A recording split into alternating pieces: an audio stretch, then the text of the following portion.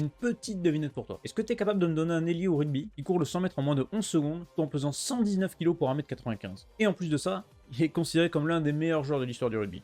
Et tu me réponds forcément John Alomou. Et c'est qui John Alomou? Parce que ouais, faut se le dire, on est plus proche de la dimension d'un frigo que d'un être humain. Mais Alomou est surtout considéré comme l'un des premiers joueurs stars du rugby mondial.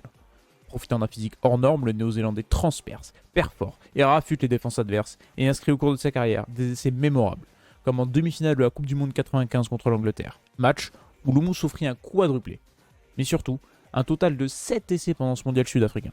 4 ans plus tard, il est récidive lors de l'édition 1999 avec 8 réalisations. En 63 sélections, Loumou inscrira 37 essais et il deviendra le 9e marqueur de l'histoire des All Blacks.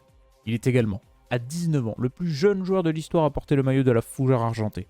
Malheureusement, des soucis de santé mettent sa carrière et sa vie en péril. À la fin de l'année 96, les médecins diagnostiquent un dysfonctionnement néphrétique. Il subira lors de l'année 2004 une greffe du rein. Après quelques tentatives de retour, notamment en France du côté de Marseille-Vitrolles en Fédéral 1 lors de la saison 2009-2010, Lomu ne retrouvera jamais pareil niveau.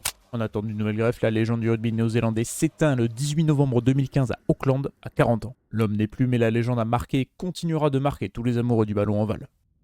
It's funny, like there's an old saying in rugby,